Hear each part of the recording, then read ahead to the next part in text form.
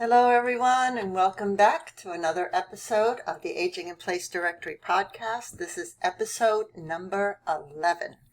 And today, I'm Esther Kane, Senior Certified Aging in Place Specialist and Certified Dementia Care Specialist. All right, today we're going to talk about kitchen modifications for aging in place. But the reality is these are kitchen modifications for just making the kitchen more accessible, safe, and easier to work in. That's not necessarily just aging in place. So we're going to be talking about the kitchen because it's really the heart of the home. I mean, it's one of the rooms you spend a great majority of time in. It's where you do your cooking. A lot of people do socialization in there. They socialize. My mom-in-law and father-in-law had a kitchen table with the TV there. They spent a lot of time at that table, eating, talking, watching TV. So the kitchen was really definitely their heart of the home. And I think it's true for most people. So as we age, our physical disabilities change. Or our physical abilities change, and we do it does become more difficult to do certain things. I mean, anything from opening a can to getting items from lower cabinets or upper cabinets, reaching into the refrigerator, deep in there for whatever's in the back that may have turned green or whatever. There's a lot of different challenges in the kitchen that you don't realize they are a challenge until you have difficulty doing them. So we're going to talk about some modifications that can help to make the entire environment of the kitchen safer, and maybe some tools that can also help to make the kitchen easier and safer for everyone. All right, so we're going to start off with the foundation of the kitchen, which is the countertop. Now, a lot of countertops, the majority of countertops, are built at 36 inches high. That is the standard. But the reality is that can be too high for some, too low for others. So one thing, if you're going to remodel your kitchen, is to consider different heights of countertops, especially if you have someone living with you that is a different height. If the wife is 4'9" and the husband is 6'2", a 36-inch countertop isn't really going to accommodate either one of them. So you can have one part of the countertop. It could be an extension. It could be just a section of it where it's higher, another part where it's lower. All of that. Now, if you already have an existing kitchen and you're going to remodel it, of course, that means this is a major remodeling job, because not only are we talking about the countertops itself, but the cabinets underneath them, if there are any. So this would be a more costly modification, but if you're going to modify your kitchen anyway, to update it or upgrade it, then this is definitely something you want to consider. And it's also a very good selling point for when it does come time to sell the house, because having that already built into the home is definitely a plus. I can tell you that from selling several houses myself. So, you may think that, well, I'm an average height, I don't need to do that. But generally speaking, women lose anywhere between 2 to 3 inches between the ages of 30 and 70, and then another 1 to 2 inches after 80. Men tend to lose 1 to 2 inches between 30 and 70, and then again an additional 1 to 2 inches after the age of 80. So my mom was a perfect example. She's 5'5" most of her life, but then as she got older, she was getting shorter. And by the time she passed away at the age of 89, she was just under 5 feet tall. So that height of the kitchen countertop only became higher and higher for her, meaning that she had to then raise her arms further up, her shoulders up. You could tend to have shoulder pain, back pain, and so forth. So you want to try to accommodate that and avoid those types of silly little injuries that could exacerbate and just, make life a little more difficult for you as you get older.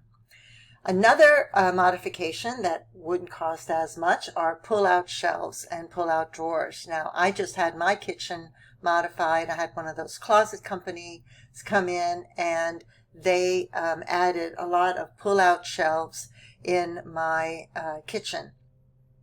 Now, if you're going to store items that, like stackable items like cans or boxes or whatever, you may want to consider a pull-out drawer because the lips, the sides are higher. But if all you need are just, shelves that come out, then a pull-out shelf is fine. I tend to use baskets in my pull-out shelves, so I could put items in those baskets and then just pull it out. It makes it so much easier. And I have to tell you, I was really concerned that I was going to lose space because of that, because obviously they have to put a track in for the pull-out shelves. Then the shelf itself has, lips on either side. So it's going to take up, I don't know, a half an inch or so on either side. So you're going to lose that space in that closet or drawer or cabinet. But the reality is that I ended up actually making more space because now I could organize everything much easier. And another benefit that I didn't realize was that every 6 months I tend to go through my pantry to get rid of anything that is expired. And I do that more often in the refrigerator, but at least every 6 months I do it for the pantry. And before I would have to take everything out of the pantry, look at it, if it's expired, ditch it, and then put everything back. But this way with the pull-out shelves, it's so much easier. Just pull it out, you can check everything, put it right back in. It saves a lot of time and makes it so much easier to find items that are expired and, get rid of them so you don't get sick from eating food that's expired. But it really does increase your storage space. So consider pull-out shelves, and it doesn't require having to add in new cabinets or anything like that.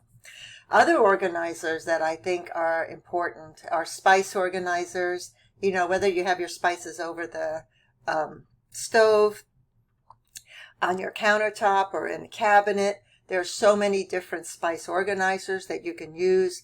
And you can even have, depending on the company that you hire to put in pull-out shelves, they may have some organizers that you can incorporate in your kitchen. It's a great way to get exactly what you need when you need it without having to rummage through anything. Also organizers for utensils, whether it's in a drawer or in a container on the countertop. And absolutely under sink organizers. Those are so important. I'm so happy I put pull-out shelves underneath my sink. Makes things so much easier to access everything that's underneath there because it usually ends up being a whole big mess. So the goal always of an accessible kitchen is to create a space that's workable for you. So no matter what, recommendations I may give in this podcast, you want to make sure that those recommendations work for you. One great way to do that is to hire a certified aging in place specialist to come in. That could be an occupational therapist or just a certified aging in place specialist. There are many people that are CAPS certified, and those persons can help you to identify what you may need to help you to make that kitchen modification as cost effective as possible. So, and in speaking about that, check out our Aging in Place Directory .com website to find an aging in place specialist near you. Or if you are an aging in place specialist of any format, CAP certified or CLIP or, from Age Safe America, any certification, fill out the form and sign up to the Aging in Place Directory .com website so you can get found for your services. All right, back to the podcast. So when planning your accessible kitchen, you may also want to consider some, I forget the word, but some items that can make the kitchen even more user-friendly. So one thing would be to replace the traditional refrigerator that has the freezer on top and the refrigerator on the bottom, to replace that with a side-by-side. It's much easier to access items. My refrigerator is side-by-side on top, and then I have the freezer on the bottom. And I chose that particular type of refrigerator because I wanted the freezer on the bottom, because I myself don't use a freezer very much. But the freezer that I have is 2 drawers on the bottom. And the items that I do use the most are in the top drawer, making it much easier to access. Plus, it gives me a lot of space in the refrigerator, because now I have 2 sides of the refrigerator. I can put most anything in there, and that's what I use the most. Another another item is appliance. That's the word I was trying to remember, appliance. Another appliance that's very beneficial is a wall-mounted oven. When I first moved into this house, there were, it was a stove with the oven underneath it. And on top of that, there was an island right in front of the stove. So when you opened up the stove door, it was literally less than an inch away from the island, which made getting anything out from that stove a little twisted and turned. And someone like me that has a bad back from so many years of occupational therapy and lifting patients, that was not doable. So I had a wall-mounted oven installed when I moved in here. Now, nowadays, they have some beautiful wall-mounted ovens that the door doesn't come down, but instead it opens up like a French door or like a microwave. And the benefit of that is that if you're in a wheelchair or even a walker, it makes it so much easier, because now you can get up closer to the actual oven to pull whatever it is that you need out. Of course, you always want to make sure that you have a countertop near there so that whatever you do pull out of the oven, you can place right onto the countertop. And that's another issue to look at, is the type of material the countertop should be in, because if you are going to put hot items on that countertop, you want to make sure that that it can withstand the heat of whatever it is you're taking down. But I love those wall-mounted ovens that have the French doors or a single door like a microwave. The other thing is, of course, with a microwave, you want to make sure that it's at least at eye level, because you don't want pulling anything that's hot from up above you. We lived in a house in Atlanta that had a very high microwave, and it was a little tricky getting bowls of soup out of there, because you wanted to make sure that you didn't spill that soup on you. Of course, if you're tall, it doesn't matter, but it was not a good placement for that microwave. Now, the other appliance that you can look into if you're remodeling your kitchen are dishwashers. They have wonderful dishwashers now that are drawers instead of, again, the one door that flips down where you have to bend all the way down to pick up that door again. Of course, I've seen some of my patients as an OT use their cane or their walker to lift up the door so that they didn't have to bend down. That's definitely an option as long as you're holding on to the countertop. But otherwise, if you're remodeling anyway, you can consider the drawer dishwashers. That's much easier. And plus, if you're single and you don't use that many dishes or whatever, using the one drawer may be enough. You also want to make sure around everything that there's enough clear space in case you are using a walker or a cane or a wheelchair. You want to make sure that there's enough space in the kitchen area as much as you can possibly create. So removing things like an island or a table with chairs, you want to remove all of that. I myself extended the size of my kitchen, and I just put a very small table on the end of the kitchen, so it's on the other side of the counter so that it's not in the kitchen area and taking up any of that space. By removing that island, I can now walk from the stove to the sink, in one fell swoop, instead of having to walk all the way around the island, which didn't make sense in a small kitchen. Another thing I want to talk about is non-slip flooring. It's very important, of course, to have non-slip flooring in your kitchen area, really throughout the entire house. I know a lot of us have rugs and mats in the kitchen, and that's necessary If you need a cushion mat, if you're going to be standing in a specific area for a length of time. I don't know that many older people that do that stand for a length of time. I mean, if that is the case, certainly you need that cushion mat, but I like to promote very thin mats. They have these beautiful vinyl mats now. I recommend vmathome.com. I think that's vmathome.com. I'll have it in the show notes below, but the VMat Home has beautiful non-slip mats that are extremely thin. So if you don't do a lot of standing in the kitchen, I would definitely recommend that. It makes it less likely to trip over any type of a rug. But you definitely want to make sure that the flooring is as non-slip as possible. Nowadays, they have so many options with the luxury vinyl flooring. Plus, they have this coating. It's like a paint type of material that is clear. You can put over your existing floor and it makes it less slippery. So you want to consult again with a certified aging in place specialist, a contractor or a builder that has a CAP certification or just a certified aging in place certification will know of these types of materials. All right.